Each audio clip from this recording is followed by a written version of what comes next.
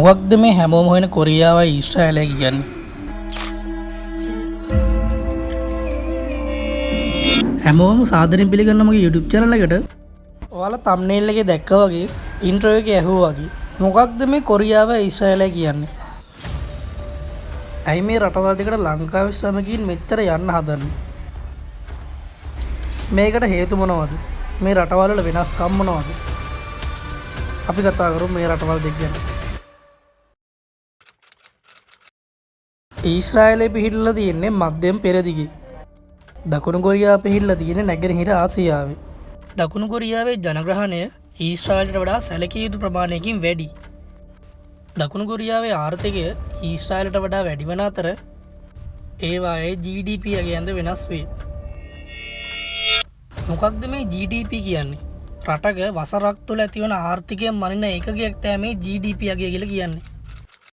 මුදල් ඒකකයන් ගත් කල ඊශ්‍රායලයේ මුදල් ඒකකයේ ෂෙකල් වන අතර දකුණු කොරියාවේ මුදල් ඒකකය කොරියානු වොන් වේ. මේ රටවල භාෂාවන් ගත්තම ඊශ්‍රායලයේ නිල භාෂාව ලෙස හිබ්‍රු භාවිතා වන අතර කොරියාවේ නිල භාෂාව ලෙස කොරියානු භාෂාව භාවිතා කරයි. ඊශ්‍රායලයේ ප්‍රධාන ආගම යුදෙව් වන අතර දකුණු කොරියාවේ ප්‍රධාන ආගමක් ලෙස බෞද්ධ ආගම තදහයි. ඊශ්‍රායලයේ පාර්ලිමේන්තු ප්‍රජාතන්ත්‍රවාදයක් වන අතර දකුණු කොරියාවේ ජනාධිපති ජනරාධයක් පවතී. ඉතින් මේව තමයි දකුණු කොරියාව සහ ඊශ්‍රායලය අතර තියෙන ප්‍රධානම වෙනස්කම්. අපි දැන් කතා කරලා බලමු දකුණු කොරියාවට යන අවශ්‍ය වෙන ප්‍රධානම සුදුසුකම් මොනවද කියලා. ඉතින් කොරියාවට යන්න ඔයාලා මුලින්ම EPS topic exam එක පාස් වෙන්න ඕන. වර්ණන්දතාවය සමත් වෙන්න ඕන. ස්කිල් ටෙස්ට් එක සමත් වෙන්න ඕන. ඒ වගේම මෙඩිකල් එක අනිවාර්යෙන් සමත් වෙන්න ඕන. අවුරුදු 18ත් 39ත් අතර වයස් වල පසු වන අයට මේ කොරියන් එක්සෑම් එකට අයදුම් කරන්න පුළුවන්.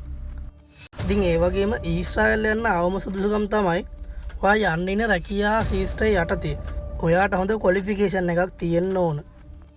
ඒ වගේම ඊශ්‍රායල් මෙඩිකල් එක සමත් වෙන්නත් ඕන. ඉතින් මේ ඊශ්‍රායලට ඇප්ලයි කරන්න වයස අවුරුදු 25ත් 45ත් අතර වෙන්න ඕන.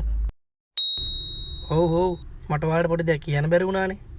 කොරියාවේ අවම වැටුප ලක්ෂ 3ත් ලක්ෂ 5ත් අතර ඊශ්‍රායලයේ අවම වැටුප ලක්ෂ 5ත් ලක්ෂ 8ත් වෙනවා. ඉතින් මේ වීඩියෝ එක වැදගත් වුණා නම් මේක බලන්න ඔයාගේ යාළුවොටත් ෂෙයා කරන්න.